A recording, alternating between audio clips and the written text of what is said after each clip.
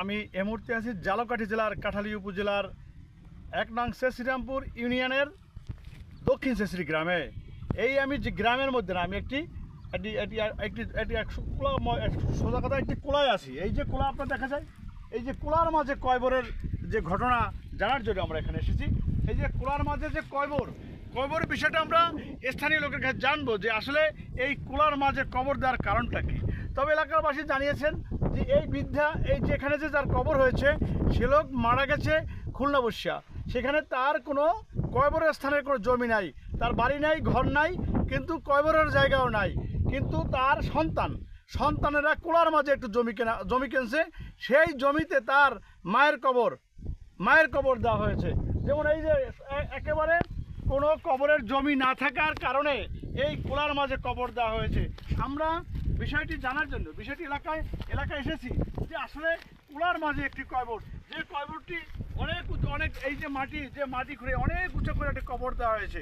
এটা আসলে একটা আমাদের এই উপজেলায়, আমাদের এই বরিশাল বিভাগে এই ধরনের কোনো ঘটনা এর আগে পিছনে ঘটে নাই। তবে একটি ঘটনা ঘটছে, সেই ঘটনাটি আমরা দেশবাসীকে জানাইতে চাই যে আসলে এই যে কোলার মাঝের কবর বিষয়টি জানার জন্য আমরা এখানে এসেছি যে আসলে যে কোলার মাঝে যে কবর হওয়ার কারণটা কি। আচ্ছা, এই যে কোলার মাঝে যে কবর, এ দেখতে তো অনেক কেরা আসে এখানে? এখানে পুরুষ মহিলা সবাই আয়, বাচ্চা পোলাপান সবাই দেখতে আয়। এই যে দেখা যায় যে গোরস্থান তো বোঝা যাচ্ছে না, দেখা যাচ্ছে যে একটা কোলা পোতা বানিয়ে দিতেছে। হ্যাঁ, কুড়োর বের পোতা এইভাবে দেখা যায়। এই কারণে দেখতে আয় দেখতে যে আসলে বিষয়টা এখানে কবরটা কিসের, এই জন্য দেখতে হয় না, দেখতে আয় যে কেমন গোরস্থান দিছে। শুধু এই কোলার মাঝে কবর দেওয়ার কারণেই তো দেখতে আসে, যে সবাই আসে। হ্যাঁ, সবাই দেখতে আসে না। হ্যাঁ। তাহলে এই মহিলার থাকতে কোথায় আগে?